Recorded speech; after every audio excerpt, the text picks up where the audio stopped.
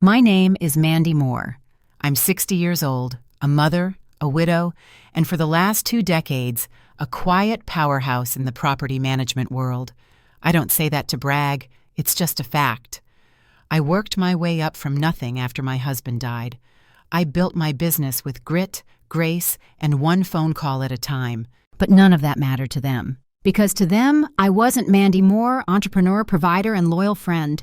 To them, I was just Robert's single mom. And when I showed up at their precious wedding rehearsal dinner, their actions spoke louder than any insult could. Let me start from this beginning. My son Robert is my pride and joy.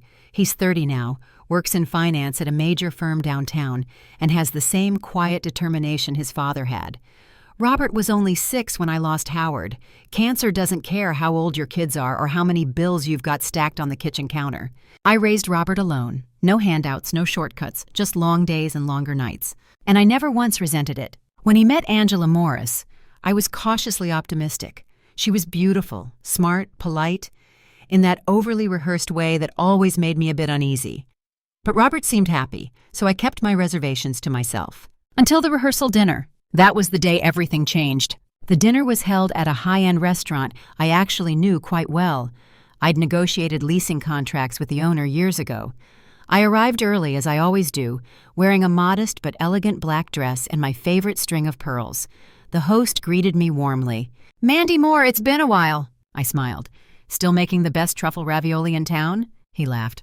"Always." He led me toward the private event space where the dinner was being held. That's when I saw her, Angela's mother. She was standing by the entrance in a glittering champagne-colored gown that probably cost more than my first car. She glanced at me and smiled thinly.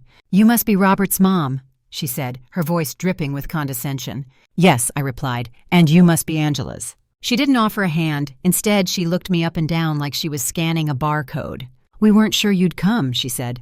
"Of course I came," I replied calmly. "It's my son's wedding." She laughed, an actual laugh. "Oh no, don't get me wrong," she said.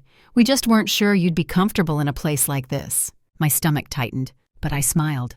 "I'm quite familiar with this restaurant," I said. "In fact, I helped them secure their long-term lease. Lovely staff." Her smile faltered, and then she said it. "There's no assigned seat for you at the main table. I figured you'd be more comfortable, with the other guests."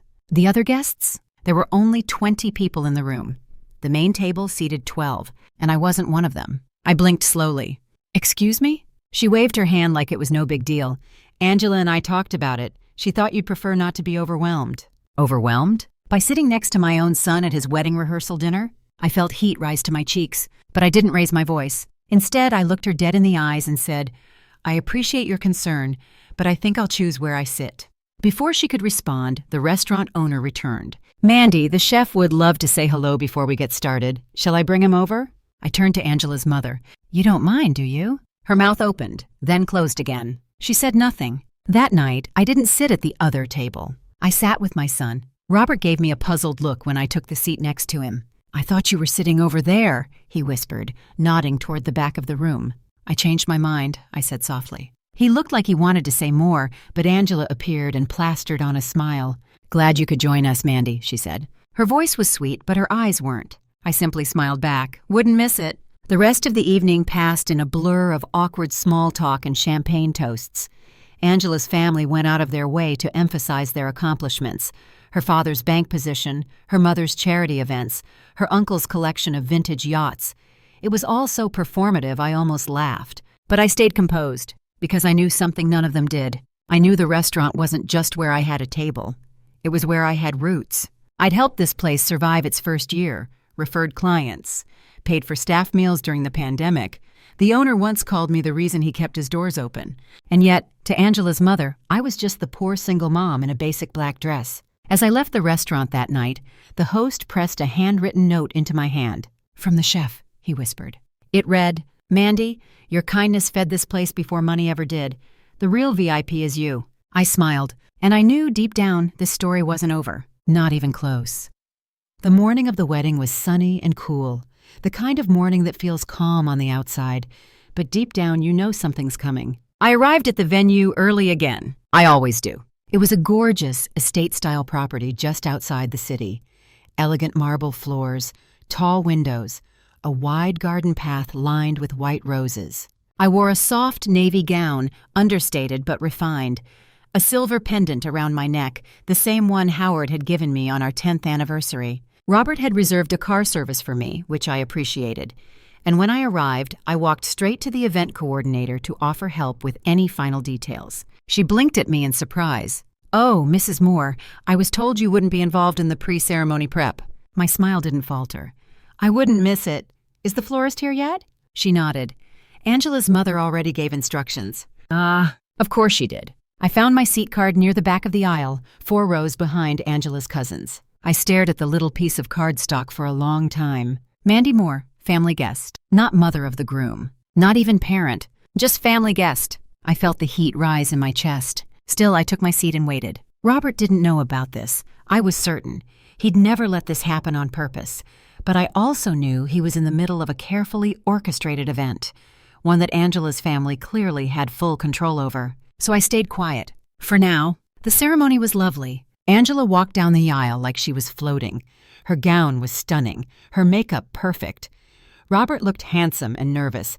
I smiled through the whole thing, but I'll be honest, I don't remember a word of the vows. I was too focused on what came next. The reception. Cocktail hour was held on a wide stone patio, with servers passing around glasses of champagne and bite-sized hors d'oeuvres. I mingled with a few familiar faces, Robert's coworkers, some family from my side, but mostly I was alone. Until I heard it. "I mean, come on. Did you see that woman trying to talk to the caterers? She's just a landlord, right?" I turned slightly, recognizing the voice immediately. Angela's mother. She was holding court with 2 other women, one of whom was clearly drunk already. They all laughed loudly. "She probably thought she was going to get a say in the menu," another one said. "You'd think she'd just be grateful to be included at all. Single moms should know their place." Laughter again. A different kind this time. "Cutting. Cruel." The third woman chimed in. "I heard she used to live in a 2-bedroom. Can you imagine?" That was it. I turned slowly and walked away before they could notice me. Not because I was embarrassed. Because I was done. Done smiling politely. Done nodding through insults. Done pretending I didn't hear what I heard. Inside the reception hall, I found the restaurant owner. Yes, the very same one who ran the rehearsal dinner spot. He was catering the wedding too, and he smiled wide when he saw me. "Mandy, didn't know you were connected to this crowd." I smiled. "Apparently I'm not." He frowned. "What do you mean?" "I was seated in the back row," I said, "labeled as a family guest." He stared for a beat. Then he glanced over my shoulder at the head table. "Say the word," he said, "and I'll flip this entire room upside down." I laughed. "No need for drama. Just keep doing what you're doing. The food is wonderful." But something had shifted inside me. I didn't want revenge. I wanted clarity, and maybe just a little spotlight. Dinner began. I was placed at table 11, near the speakers, next to a group of guests who didn't know me and didn't seem to care who I was. That was fine. I was already planning my move. About halfway through the meal, a man in a sharp navy suit approached my table. He smiled and said, "Mandy Moore?" I nodded, confused. He extended a hand. "Mr. Morris, Angela's father." I blinked. "Oh." He leaned down slightly and said, "Would you mind stepping outside for a moment? There's something we need to discuss, privately." Every head at my table turned, but I stood, because something in his tone was different. Not dismissive, not smug. More nervous? I followed him to the balcony. And what he said next changed everything. I followed Mr. Morris out onto the balcony. The air was crisp. You could hear the low hum of music and laughter through the open doors. Inside, the reception was in full swing. But out here, it was just the 2 of us. And the truth. He stood quietly for a moment, then turned to me with a conflicted expression. "I wanted to apologize," he said. I blinked. "For what exactly?" "For how my wife and daughter treated you," he said. "I had no idea. I assumed foolishly that you'd be welcomed with grace." I said nothing. I wanted to see where this was going. He reached into his jacket and pulled out a folded note. "I know who you are, Mandy. I've known since I saw your name on the guest list. I'm a VP at M Bank. You have 3 properties under our commercial lending division. One of them nearly didn't close 5 years ago. Your negotiation was masterful. That caught me off guard, but I kept my face neutral. "I remember that deal," I said simply. "Your team was professional." He gave a tight smile. "My wife doesn't know. She wouldn't care, but I do. And I just wanted to say, what happened tonight? It's beneath you. You deserve better." I paused. Then I said, "I'm not interested in revenge or theatrics. I just want my son to know who's truly in his corner." He nodded slowly. "I'll make sure that happens." Back inside, the room glowed with soft lighting. Jazz music floated through the air. Servers glided between tables with plates of sea bass and roasted vegetables. I returned to table 11, except my name card was gone. Before I could react, the MC stepped up to the mic. "Ladies and gentlemen, we have a quick adjustment to our seating arrangement. Mrs. Mandy Moore, mother of the groom, please join the main table." Heads turned. Chatter rippled through the room. I rose slowly, calm, composed, and as I walked past Angela's mother, who looked like she'd just swallowed a lemon, I simply smiled. At the main table, there was now a seat directly beside Robert, exactly where I belonged. He beamed when I sat down. "I thought they had you way in the back," he whispered. "They did," I replied softly, but things changed. Angela sat 2 seats away, stiff as a mannequin. Her smile was frozen in place, but her eyes were thunderclouds. Dinner continued, but the air had shifted. People started coming up to me to thank me for helping them find a rental last year, or for referring them to the right contractor. Turns out, many of the guests were local professionals, and my name, well, it carried weight. Angela's family noticed. Her mother leaned toward her husband, whispering furiously. He shook his head. She looked livid. I just sipped my wine. Then came the toasts. Angela's father gave a speech full of banking metaphors. "Marriage is like a portfolio," he said. "Balance matters. Assets must grow." The room chuckled politely. Then Robert stood. "I want to say a few words," he said. He took the mic, looked around the room, and then looked right at me. "There's a lot of love in this room tonight, but I want to recognize someone whose love shaped me into the man I am today." He turned to me. "My mom, Mandy Moore. She raised me alone after my father passed. She ran a business, built a life, and never once let me feel like I was missing anything. She is strength, she is love, and she is the reason I understand what commitment looks like." He paused. "And if I can be half the parent she was to me, I'll call that a success." I didn't cry. Not then, but my chest ached in the best way. The room applauded. Some people stood. Angela looked like she wanted to vanish. Her mother? Silent. No more snide remarks, no more fake laughs. Just quiet. As the dancing began, the restaurant manager approached me again. "I've worked a lot of events," he said, "but I've never seen someone reclaim a room the way you just did." I smiled. "Sometimes," I said, "you don't need to raise your voice to be heard." He nodded. "You just need to be undeniable." The wedding wrapped up just before midnight. People were still buzzing about Robert's toast. A few guests came to shake my hand.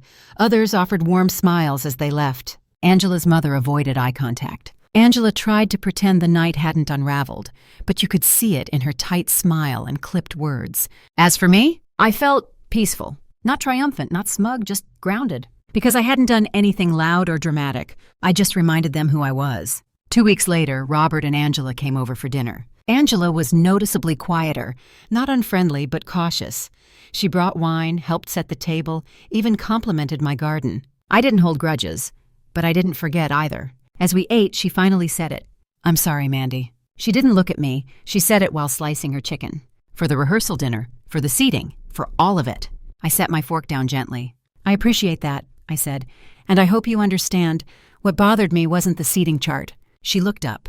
"It was the assumption." She blinked. "The assumption," I repeated, "that I didn't belong. That being a single mother meant I should sit quietly, far from view, and be thankful for crumbs." Angela's face softened. "I didn't know," she said. "No," I replied, "you didn't, but now you do." Robert reached over and squeezed my hand under the table. It was enough. Life moved on. They went on their honeymoon. I returned to managing my properties, mentoring a few younger women entering real estate, and enjoying my garden and my wine club. I even ran into Angela's parents at a community charity gala 6 months later. Her mother gave me a stiff nod. Her father came over, shook my hand, and said, "She still talks about your calm that night." I smiled. Funny how silence can be louder than a microphone. He chuckled, nodded, and walked away. Now every time I visit Robert and Angela's home, especially since the grandbabies arrived, there's a little more reverence in the air. Not fear, not tension. Just respect. Earned, quiet, lasting. Angela always saves me a seat near the front now. But truth be told, I don't need it. Because I never needed a seat. I built the table. And I raised the man who made space at it. That's legacy. That's motherhood. That's me.